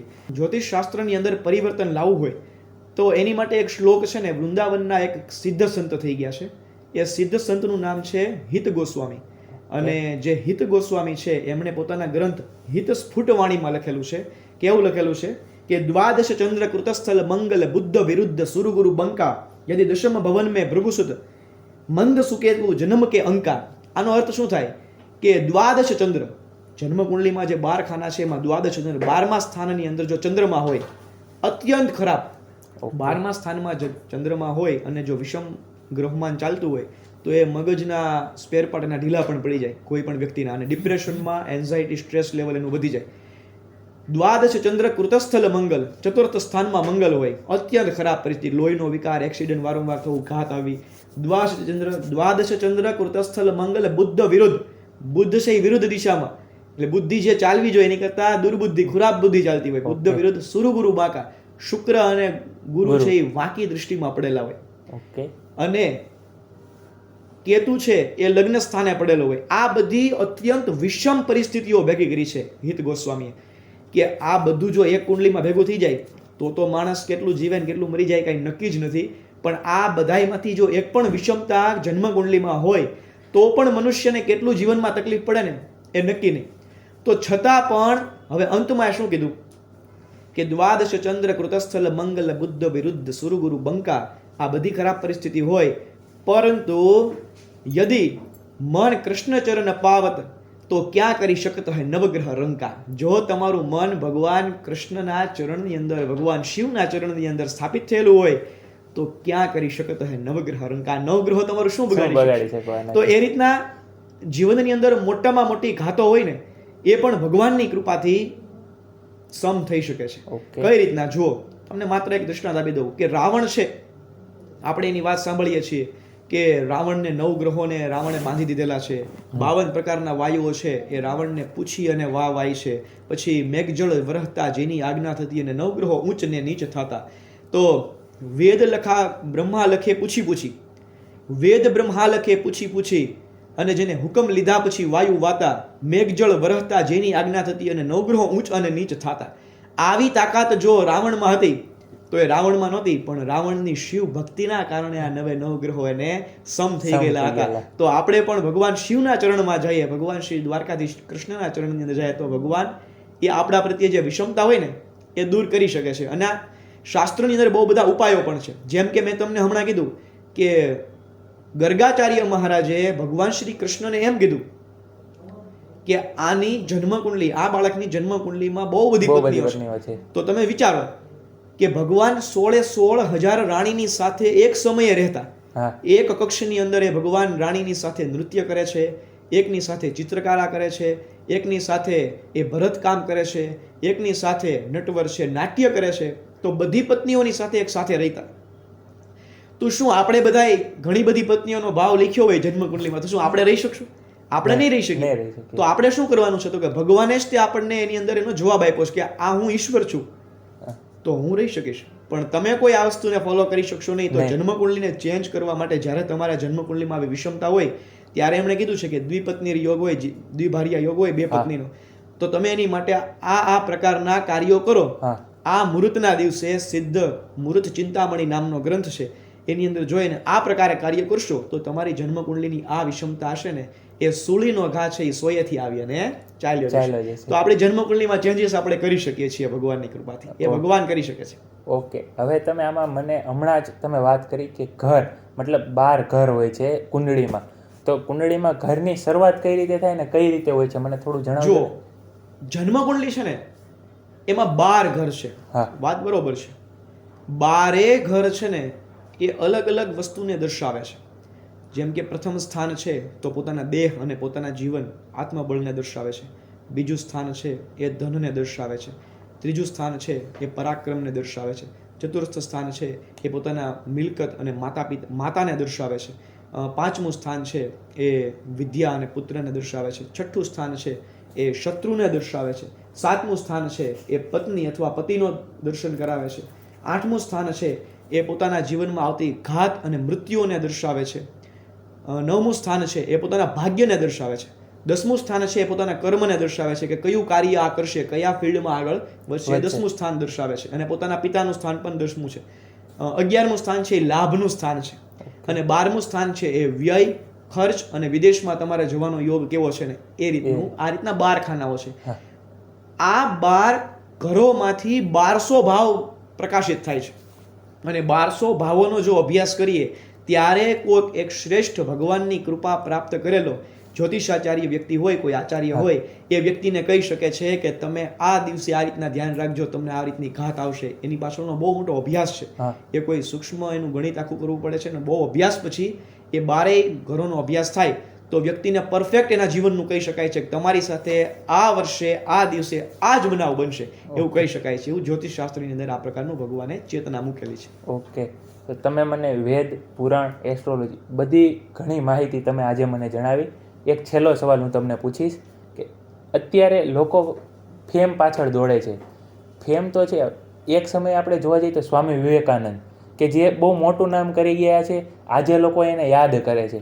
અત્યારે લોકો છે ને ફેમ પાછળ કે ખરાબ લોકોની પાછળ દોડે છે, પણ કોઈ સારો વ્યક્તિ હશે એને નહીં જાણે કે કંઈ કરે. તો એવું કોઈ વ્યક્તિ તો હવે કેમ નથી થતું સ્વામી વિવેકાનંદ જેવું? જુઓ, આમાં છે ને 2 મુદ્દા છે. બંને મુદ્દા તમે સમજજો અને આપણા જેટલા દર્શક મિત્રો છે જો એ સમજી જાય તો એના જીવનમાં કલ્યાણ થઈ જાય એવો મુદ્દો છે.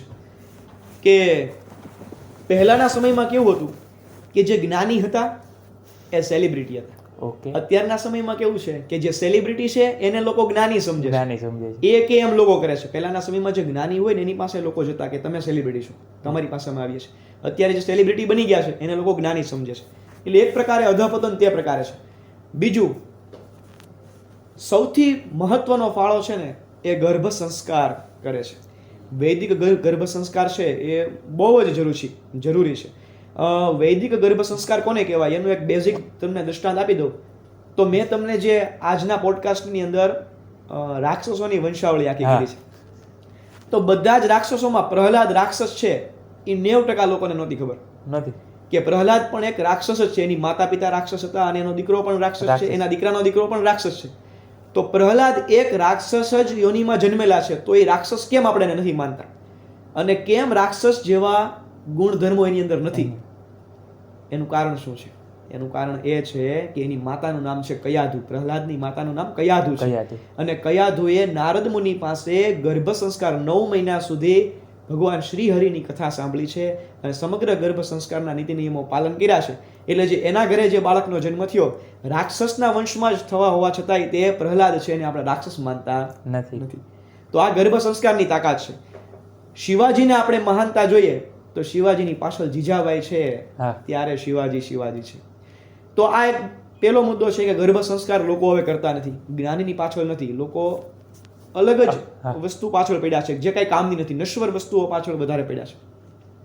હવે લોકોને આ સંસારમાં યાદ કેમ રહેવું? જુઓ, તમે બહુ શ્રેષ્ઠ પ્રશ્ન કર્યો છે કે યાદ રહી જવું લોકોને. તો લોક સાહિત્યની અંદર મેં એવું સાંભળ્યું છે કે પડશે પંડ શરીર પણ પ્રસિદ્ધિના ગઢ પડશે નહીં, વાતું રહેશે વીર જગતમાં ભલા તણિયું ભાણના. આ શરીર રૂપી ગઢ એક દિવસ પડી જશે, પણ જગતની અંદર કયા લોકોને સંસારમાં યાદ કરવામાં આવશે? તો હવે તમે સાંભળી લો, તમે ક્યારે એવું સાંભળ્યું છે કે આજથી 500 કે 1000 વર્ષ પહેલા એક બહુ સુંદર દેખાતો ભાઈ હતો? આપણે નથી સાંભળ્યું. તો રૂપ નહીં રહે, રૂપને કોઈ દિવસ યાદ કરવામાં નથી આવતું. તો પછી આપણે એવું નથી સાંભળ્યું કે આજથી 1000 વર્ષ પહેલા એક ભાઈ બહુ પૈસાવાળા હતા, બહુ ધનિક હતા, એવું આપણે નથી સાંભળતા. તો આપણે કોને યાદ કરીએ છીએ? હવે વિચારો, 4 જ કેટેગરીને આપણે યાદ કરીએ છીએ: વિદ્યા, હરિધ્યાનતે, રુદાનતે, કૃપાનતે. 4 લોકોને જ યાદ રાખી શકાય. સંસાર 4ને જ નહીં ભૂલે. કોને? વિદ્યા. સૌ પ્રથમ જેની પાસે શ્રેષ્ઠ વિદ્યા હશે, જે વિદ્યાવાન વિદ્યાવારિતી વ્યક્તિ હશે, એને સંસાર કોઈ દિવસ ભૂલશે નહીં. ઋષિ કણાદ થઈ ગયા, વાઘભટ્ટ, મિહિરાચાર્ય, ભાસ્કરાચાર્ય, વરાહ મિહિરાચાર્ય, આર્યભટ્ટ, સુશ્રુત, ચરક ઋષિ, આ બધા એવા ઋષિ થઈ ગયા કે હજારો લાખો વર્ષ વીયા ગયા તો પણ આજે આપણે એને યાદ રાખીએ છીએ, કારણ કે બહુ શ્રેષ્ઠ વિદ્યા પ્રાપ્તિ એમણે કરેલી છે. પછી આપણે વેસ્ટર્ન કલ્ચરમાં જોઈએ તો ન્યૂટન, કે જેમણે થિયોરી તો મૂળ આપણી જ છે, પણ આપણે એમને ઓળખીએ છીએ વિદ્યામાંથી નામ એમણે ઓળખ. ગ્રેહામ બેલે, ન્યૂટન, મેરી ક્યુરી, લુઈસ પાસ્ચર, કે જેને હળકવાની રસીના બધું સંશોધન કરેલું છે. આ લોકોને આપણે કેમ યાદ કરીએ? કેમ કે એ વિદ્યાવાળી છે, એ વિદ્યાવાન છે. તો સૌપ્રથમ વિદ્યાવાન વ્યક્તિને લોકો યાદ કરે છે સંસારમાં. વિદ્યા હરિધ્યાન તે, જે ભગવાનના શ્રેષ્ઠ ભક્તો છે એને સંસારમાં યાદ કરવામાં આવે છે. કોણ? તો કે નરસિંહ મહેતા, મીરાબાઈ, તુકારામ, એકનાથજી, પ્રહલાદ, ધ્રુવ, નારદ મુનિ, આ બધાને આપણે આટલા બધા વર્ષો થઈ ગયા છતાં યાદ રાખીએ છીએ. તુલસીદાસજી, વાલ્મીકી, આ બધાને શું કામ યાદ કરીએ છીએ? એટલા માટે યાદ કરીએ છીએ કે ભગવાનના શ્રેષ્ઠ ભક્ત થઈ ગયા છે. પછી ત્રીજી કેટેગરી કઈ છે? તો કે ત્રીજી છે વિદ્યા હરિધ્યાનતે રુદાંતે. રુદાનતે માને કે જેણે શ્રેષ્ઠ પ્રકારના દાન કર્યા છે અને જેણે આ સંસારની અંદર પરોપકારનું કાર્ય કર્યું છે. તમે જે 18 પુરાણની આજે આપણે ચર્ચા કરીએ છીએ ને, તો 18 પુરાણમાં એક શ્લોક છે ને વેદવ્યાસજીનો બનાવેલો એવો પણ છે કે અષ્ટાદશ પુરાણેષુ વ્યાસસ્ય વચનદ્વયમ પરોપકારાય પુણ્યાય પાપાય પરપીડનમ. 18 પુરાણનો સાર લઈએ તો એક લાઈન એવી છે કે જે વેદવ્યાસજીએ બધાય પુરાણમાં લખેલી છે. એવી લાઈન કઈ છે? તો કે અષ્ટાદશ પુરાણેષુ વ્યાસસ્ય વચનદ્વયમ. બે વાતો બધાય પુરાણમાં લખેલી વ્યાસજીની એવી છે કે પરોપકાર, બીજાનું સારું કરવું ને એ જ પુણ્ય છે અને બીજાને દુખી કરવા એ જ પાપ છે.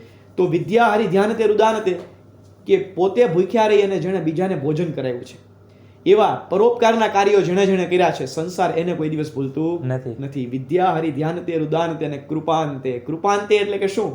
કૃપાન માને કે તલવાર. જેના હાથમાં પાણી છે, જેના હાથમાં તલવાર ચલાવવાની તાકાત છે અને જેને ધર્મના યુદ્ધ કર્યા છે, એવા મહારાણા પ્રતાપ, શિવાજી, બાજીરાવ પેશવા, ભગતસિંહ, રાણી લક્ષ્મીબાઈ, ચંદ્રશેખર આઝાદ, રાજ્યગુરુ, ખુદીરામ બોઝ, આ બધાને આપણે શું કામ યાદ કરીએ છીએ? આટલા વર્ષો થઈ ગયા તો તે કેમ કે એને ધર્મના યુદ્ધ કર્યા છે અને પોતાનો જીવની આહુતિ આ યજ્ઞમાં આપી દીધી છે. તો જો યાદ રહેવું હોય ને અત્યારના લોકોને, તો આ ચારમાંથી એક કેટેગરી પ્રોપર પકડી લે. વિદ્યા કા વિદ્યાવાળીથી બની જાય, શ્રેષ્ઠ વિદ્યાવાન થઈ જાય. કા વિદ્યા હરિધ્યાનતે, કા ભગવાનની શ્રેષ્ઠ ભક્તિ કરે, પરોપકારના કાર્ય કરે. વિદ્યા હરિધ્યાનતે રુદાનતે, બીજાનું સારું કરે, ભલું કરે. અને અથવા તો ધર્મની માટે યુદ્ધ કરવા માટે તૈયાર થઈ જાય, સાચા માટે યુદ્ધ કરવા તૈયાર થઈ જાય. આમાંય પાછું જોવા જેવું છે કે એક બંદૂક હોય, એક આતંકવાદીના હાથમાં આપો તો નુકસાન કરે, અને એની એક બંદૂક છે કોઈ પોલીસ કર્મચારીના હાથમાં હોય તો એ રક્ષા કરે. તો આ બધી વસ્તુ આપવી કોના હાથમાં? શ્રેષ્ઠ પાત્રતાના હાથમાં આપવી પડે. તો આ રીતના જો યાદ જ રહી જવું હોય અત્યારના બાળકોને, તો સ્વામી વિવેકાનંદ બનવું હોય તો એક તો માતા પિતાને સ્વામી વિવેકાનંદના માતા પિતા હતા એવું બનવું પડશે. પહેલી વાત એ છે. ગર્ભ સંસ્કાર ઉપર ધ્યાન આપવું પડશે અને પોતાના જીવનમાં તે પરિવર્તન. લગ્ન છે એ એક યજ્ઞ છે, મેં તમને કીધું એમ. પોતાની આહુતિ આપવી પડશે અને બાળકોએ આવા શ્રેષ્ઠ ચરિત્રોની પાછળ પડવું પડશે, તો એની અંદર જીવનમાં નૈતિક મૂલ્ય આવશે. હજી થોડા દિવસ પહેલા જ મારા એક પ્રશ્ન આવ્યો કે મને મારા સાસુની સેવા કરવાનું છે, તો મારે સાસુની સેવા નથી કરવી. એક પોતાની ગૃહલક્ષ્મી છે એ મને આવું કહે છે.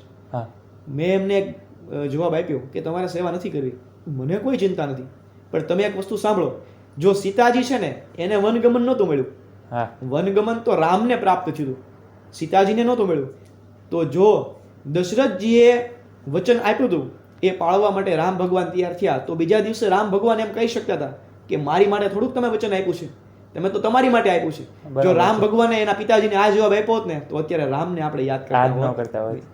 જો રામ ભગવાન તો તૈયાર થઈ ગયા કે મારા પિતાજીનું વચન હું પાળીશ, તો સીતાજી પણ એમ કહી શકતા હતા કે આ હાટું હું થોડીક લગ્ન કરીને આવી છું, બરોબર છે, આની માટે મેં થોડાક લગ્ન કર્યા છે, મેં તો લગ્ન કરીને મેં તમારું રાજ્ય પરિવાર જોઈન કર્યું, મને ક્યાં ખબર હતી જંગલમાં રહેવાનું. જો એને આવો જવાબ આપ્યો તો ઉદ્ભવ સ્થિતિ સંહારમ કારણીમ ક્લેશહારિણીમ સર્વ શ્રેયસ્કતિમ સીતામ નતોહમ રામ વલ્લભામ, આ શબ્દ આજ આપણે બોલતા હોત નહીં. હવે આ બંને તો ચાલો પતિ પત્ની છે, એક ભાઈ તરીકે જો લક્ષ્મણ કારણ વગરના નીકળી ન ગયા હોત તો લક્ષ્મણ શેષાવતારને આપણે અત્યારે વંદન કરતા હોત નહીં. અને ત્યારે ભગવાન રામની સાથે આ બધા લોકોને મૂકવામાં આવે છે અને ત્યારે રામ ભગવાનને રામો વિગ્રહવાન ધર્મ કહેવામાં આવે છે કે ધર્મની સાક્ષાત મૂર્તિ રામ ભગવાન છે કે જ્યારે પોતાના જીવનની અંદર આદર્શ હતા. તો એ બેનને મેં એટલી જ વાત કીધી કે તમે તમારા જીવનમાં આદર્શને બાજુમાં મૂકી દેશો માત્ર સામાન્ય ફરવા માટે, કે આ બધું કરવા માટે, તો એમને અહેસાસ થયો કે ભાઈ વાત સાચી છે. બરોબર. તો રામાયણની અંદર આ તાકાત છે, અને પોતે જીવનમાં આદર્શ શીખવા હોય તો આવા મહાપુરુષોને ફોલો કરવા પડશે, નહીં કે ઉછાંચલા કે ડ્રગ્સ એડિક્ટ લોકોને કે દારૂ બરાબર. પીવાવાળાને કે ક્લબ અને પબમાં જઈ અને નાચવા કૂદવાવાળાને ફોલો કરવાથી શ્રેષ્ઠ બાળકોનું નિર્માણ નહીં થાય. નહીં થાય. એક શ્રેષ્ઠ સુપ્રીમ પર્સનાલિટીઓને આપણે ફોલો કરશું તો જ આપણે ત્યાં શ્રેષ્ઠ લોકોનો જન્મ થશે. શ્રેષ્ઠ કેમ બનવું, કેમ સ્ટારડમ પ્રાપ્ત કરવું, બરાબર. એની પાછળ એક એ છે કે તમે ફોલો કોને કરો છો, તમે ઇન્ફ્લુઅન્સ કોનાથી થશો. તો તમે સકારાત્મક વિચારધારાઓ દ્વારા ઇન્ફ્લુઅન્સ થશો તો તમારું જીવન સકારાત્મક બનશે, અને જો તમે નકારાત્મકતાની પાછળ ભાગશો તો તમારું જીવન નર્ક સમાન બનશે. બરાબર છે. તો આટલી જ વસ્તુમાં આપણે ફેમ પ્રેમ પ્રાપ્ત કેવી રીતના કરવું એ સમજી શકીએ છીએ. ઓકે, તો આજે તમે મને વેદ, પુરાણ અને એસ્ટ્રોલોજી અને બીજી ઘણી વાતો આપણે કરી, બધી વાતો કરી. તો એ બધી વાતો કરીને તમે મને બહુ બધી વાતો જણાવી, ઉદાહરણ આપીને એમ જણાવી કે જેનાથી તરત લોકોને પણ આનંદ આવશે અને મજા આવશે કે ભાઈ એની જીવનમાં ઉતારવા જેવું છે. અને મને પણ ઘણું શીખવા મળ્યું. તો તમારો કિંમતી ટાઈમ કાઢીને તમે અહીંયા આવ્યા એના માટે તમારો ખૂબ ખૂબ આભાર. અને આવી જ રીતે જો હજી પણ મારે બહુ બધી વાતો જાણવી છે તો આપણે બીજી વાર પણ મળતા રહીશું. તો હેલો દોસ્તો, તો આપણે આવી જ રીતે નવા ગેસ્ટ લાવતા રહીશું અને તમને નવી માહિતી આપતા રહીશું. તો આપણે નવા પોડકાસ્ટ સાથે મળીશું. જય શ્રી રામ, જય મહાદેવ.